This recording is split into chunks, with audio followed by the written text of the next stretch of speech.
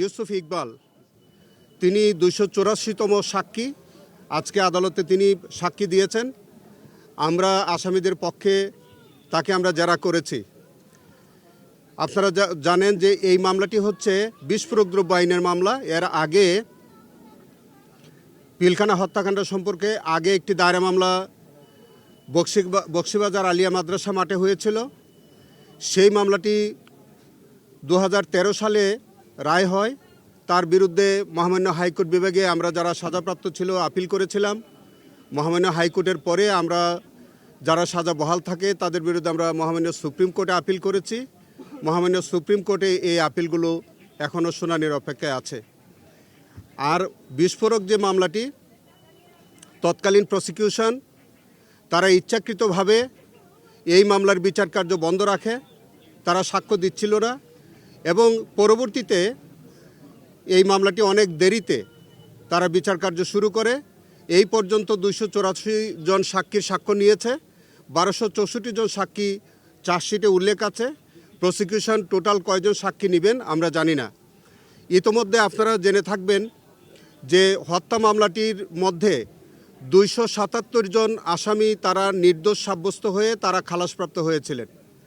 256 জন তারা হত্যার অভিযোগ প্রমাণিত হয় নাই। তাদের বিরুদ্ধে শুধুমাত্র 10 বছরের সাজা হয়েছিল 380 ধারায়। তো এই 256 জন এবং 277 জন আসামি, তাদের মধ্যে 30 জন আসামির বিরুদ্ধে সরকার পক্ষে একটা আপিল ফাইল করেছিল মহামান্য হাইকোর্ট বিভাগে। সেখানে 19 জনের মতো তাদের নতুন করে সাজা হয়, যার পরিপ্রেক্ষিতে 277 জন যারা খালাসপ্রাপ্ত হয়েছিল এখন প্রায় 250 জনের অধিক মানুষ তারা নিচের কোর্টে এবং হাইকোর্টে মিলিয়ে তারা খালাসপ্রাপ্ত আছেন। এবং যে 256 জন যাদের 10 বছরের সাজা হয়েছিল সেই লোকগুলোর সাজা 2010 সাল থেকে আজকে 2025 সাল, তাদের 10 বছরের সাজা ইতোমধ্যে সার্ভড আউট হয়ে গেছে, যার কারণে তাদেরও আর কোনো সাজা বিদ্যমান নাই। ফলে টোটাল আসামি এখন মুক্তির অপেক্ষায় ছিল বা তারা জামিনের জন্য হকদার ছিল প্রায় 500-র উপরে। আজকে আমরা মাননীয় আদালতে এই আসামিদের পক্ষে সবার পক্ষে আমরা জামিনের আবেদন করেছিলাম।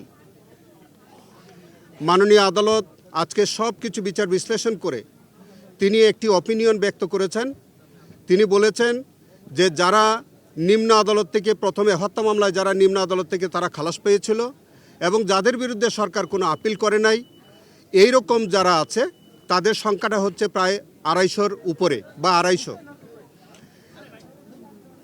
সেই 250 মানুষ তাদেরকে আজকে মাননীয় আদালত জামিনে মুক্তি দিয়েছেন এবং তিনি মাননীয় আদালত আমাদেরকে নির্দেশ দিয়েছেন যে 250 মানুষ এখন জামিন পেল তাদের জামিননামাটা আমরা 2 দিন পরে দাখিল করব।